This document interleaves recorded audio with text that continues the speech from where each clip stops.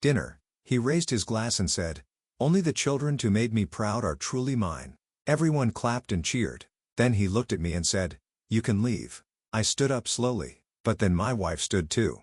What she did next? "It won't open. Why won't this key turn?" My mother, Sandra, let out a hysterical shriek and stabbed the spare key she'd pulled from her handbag into our front door over and over. It was as if the door were a traitor, refusing to obey her. Beside her, my eldest sister, Megan, glared at her smartphone with a look of pure irritation. That Candace never picks up. How could she ignore our messages while she's on vacation? And the movers have been waiting for 30 minutes. What if they charge extra? What are we supposed to do then? My second sister, Katie, crossed her arms and nodded toward the moving truck with her chin. Our third sister, Nicole, watched our mother with a worried face. "Mom, are you sure that's the right key?" "Of course it is. It worked perfectly last week." "Oh, damn it!" My mother's high-pitched voice rang through the quiet suburban morning.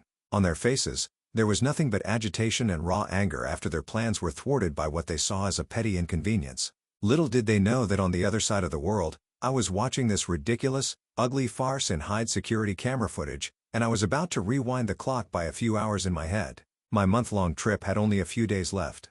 I'd worked myself to the bone for this holiday. I had ignored every work call and finally managed to find some quiet. Then one video call from my cousin Angela shattered it into pieces. Angela's face filled the screen. She looked like she was about to cry. "Candace, please look at the family group chat right now." "Angela, what's going on? You look like you've seen a ghost.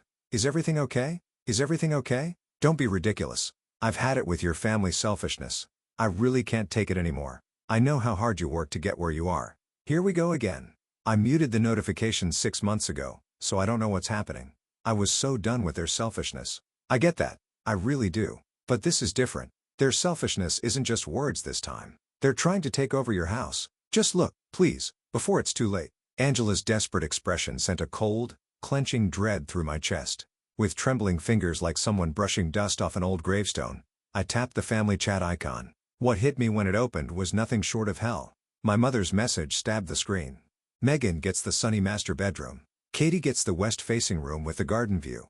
Nicole gets the one with the balcony. Candace is going to be alone, so the sofa in the living room will be fine for her." My sister's replies came pouring in. "Yay! Which wallpaper should we pick? Look, we've already moved half the stuff in." With every scroll, I saw my house morph into something I didn't recognize. Photos of new furniture, pictures showing my personal belongings shoved into corners, images of my sisters posing in front of my closet. I felt all the blood drain from my face. This wasn't a joke. This wasn't a nightmare I could wake from.